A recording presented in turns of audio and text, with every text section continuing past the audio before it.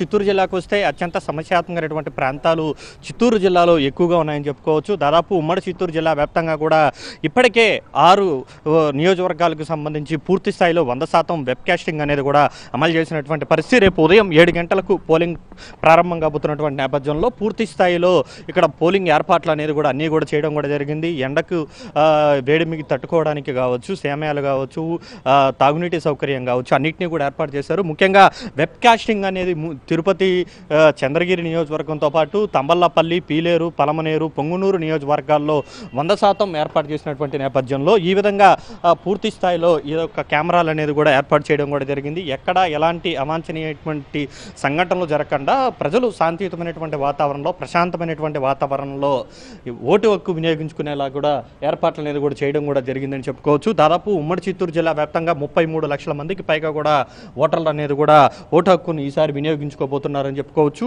So దాదాపు 20,000 మందికి పైగా కూడా పోలింగ్ స్టాఫ్ ఉన్నారు. 6,000 మందికి పైగా కూడా ఉమ్మడి జిల్లా వ్యాప్తంగా కూడా ఏదైతే పోలీసులు కూడా ఉంటున్నటువంటి పరిస్థితి. సో ఈ రకంగా వెబ్‌కాస్టింగ్కి సంబంధించి ఎక్కడా కూడా ఇబ్బందులు కలగకుండా కూడా 100% వెబ్‌కాస్టింగ్ అనేది కూడా చేయడం కూడా జరిగింది. సో పూర్తి స్థాయిలో ఏర్పాట్లన్నీ కూడా ఇప్పటికే పూర్తి చేసినటువంటి అధికారులు రేపు ఉదయం 5:30 గంటల ప్రాంతంలో కూడా ఏదైతే మాక్ పోలింగ్ అనేది కూడా నిర్వహిస్తారు. మాక్ పోలింగ్ నిర్వహించిన తర్వాత ఏదైతే 7 గంటల ప్రాంతంలో ఓటర్లను ఓటు హక్కు వినియోగించుకోవడానికి కూడా అధికారులు అనుమతిస్తారు. అంతకంటే ముందుగానే ఎక్కడ ఎలాంటి ఇబ్బందులు ఈవీఎంలలో వచ్చినప్పటికీ కూడా వెనువెంటనే దాన్ని పరిష్కరించేలాగా కూడా చర్యలు చేపట్టబోతున్నారని చెప్పుకోవచ్చు. ఇప్పటిదాకా చూసుకుంటే గత అనుభవాలను దృష్టిలో ఉంచుకొని గతంలో 2019లో ఏవైతే జరిగినటువంటి ఏదైతే ఘటనలు ఏదైతే ఉన్నాయో, ముఖ్యంగా పలమనేరు కావచ్చు, పొంగునూరు కావచ్చు, ఇక చంద్రగిరికి సంబంధించి కావచ్చు, ఎక్కడైతే జరిగాయో ఆయా చోట్ల ఎక్కడ ఎలాంటి ఇబ్బందులు జరగకుండా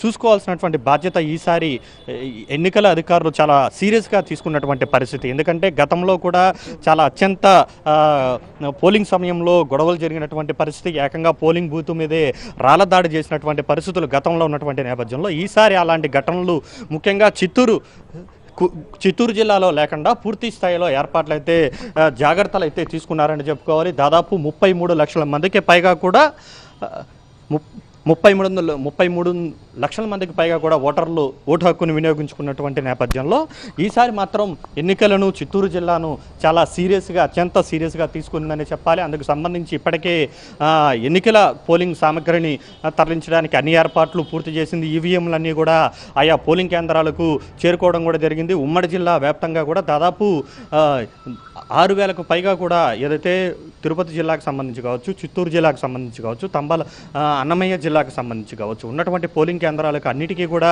ఈవీఎంలు తరలించే ప్రక్రియ అయితే మొదలైపోయిందని చెప్పుకోవాలి. మరి కాసేపట్లోనే అవన్నీ కేంద్రాలకు చేరుకుంటాయి. ఆ తర్వాత రేపు ఉదయం 5:30 గంటల ప్రాంతంలో ఈ యొక్క మాక్ పోలింగ్ అనేది కూడా నిర్వహిస్తారు. అటు తర్వాత పూర్తి స్థాయిలో ఓటర్లను అనుమతించబోతున్నారు. అందుకు సంబంధించి పూర్తి స్థాయిలో ఏర్పాట్లు కూడా ఏదైతే చిత్తూరు జిల్లా వ్యాప్తంగా కూడా చేయడం కూడా జరిగింది. ఇది చిత్తూరు జిల్లాకు సంబంధించి పోలింగ్ ఏర్పాట్లకు సంబంధించినటువంటి